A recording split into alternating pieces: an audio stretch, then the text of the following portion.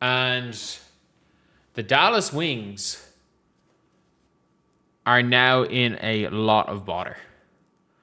They're in a lot of bother here. Like, I know they end the season very easily.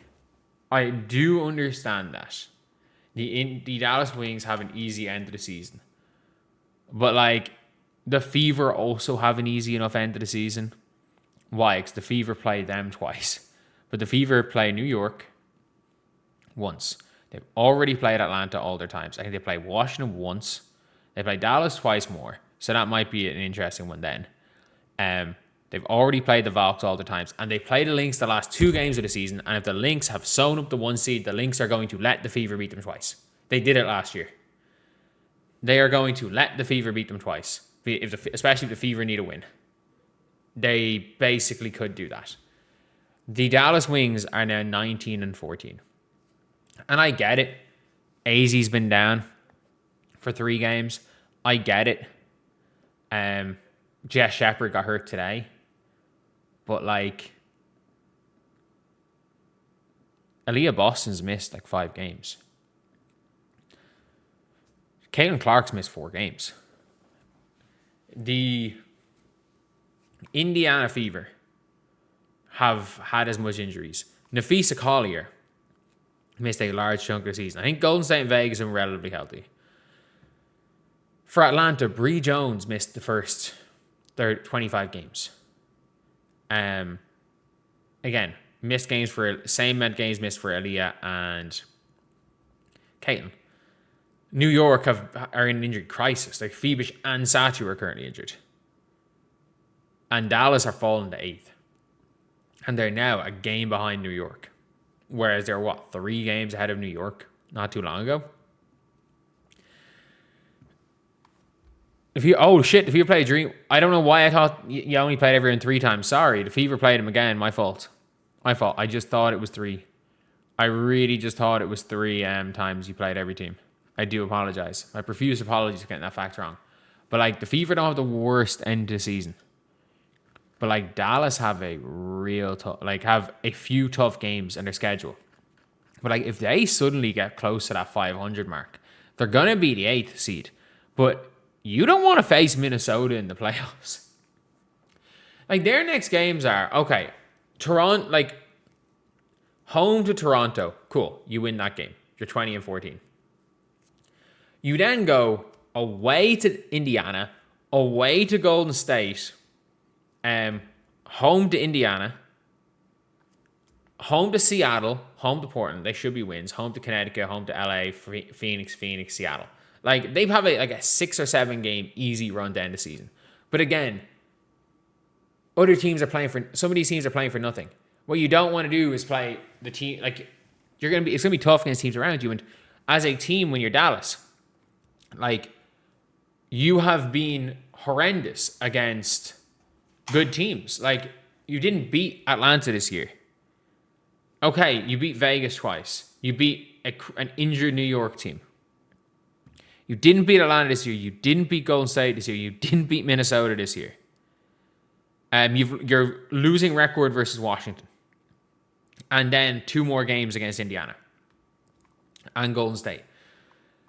It's a really tough situation for the Dallas Wings to get out of, and the odds of them falling into that 8th seed is where you don't want to be, because they don't have it. Other than, again, that game against Toronto, they don't really have it easy. And then how injured is Jess Shepard? Like, they don't have an offense without Jess Shepard that is not literally Paige, go get us a bucket. Zaza James, go get us a bucket. Like, Jess Shepard is their offense. She is their point guard. They run everything through her. If Jess Shepard is hurt, they're gonzo. They don't have an offense. They're last year's Dallas Wings, except Paige is a little bit better. Like, if Jess Shepard's gone, they're literally just last year's Dallas Wings, because the easy buckets the Paige Bueckers gets are kind of gone. So she becomes like a dribble ISO scorer, and then doesn't take enough shots, becomes kind of surgical with it, and doesn't become a real off-ball threat. Like, they're in a really tough position if you're Dallas, with that happening. And everyone's saying Paige is way more efficient than Caitlin. So on the year, Paige is shooting 60.6 true shooting. I need to check what Caitlin is shooting, because it can't be that much different. So 60.6 for Paige and 60.1 for Caitlin. Okay. So Paige is currently shooting a 0.5% better true shooting. I think Miles is ahead of both of them. They're kind of all in and around the same. Miles is 61%. So they're all within 1% of each other. So yeah, she's a 0.5% better. She's a 0.5% better because Caitlin had a bad shooting night against Vegas. Basically, yeah, that was it. Caitlin had a bad shooting night. They're so close that if one person has a good shooting night and the other has a bad shooting night, they're going to flip. But yeah, it is what it is. But yeah, look, it is now a situation where the Wings are in a bit of free fall. They're really in a bit of free fall, and if they start to drop, if they start to go, they're in a horrible situation because Alana Smith's on a 3-year max. Arike Ogunbowale is on a long-term max. Paige Bueckers triggers the epic next year. Not for next year, for the year after next.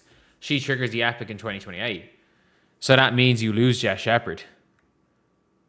And again, shout out to Arike, who's been one of the best players in the franchise history. She's a negative asset, as is Alana Smith. So unless AZ Fudd becomes the peak of what she is and isn't who she is coming in, because there's always a chance that she is who she is, I don't really know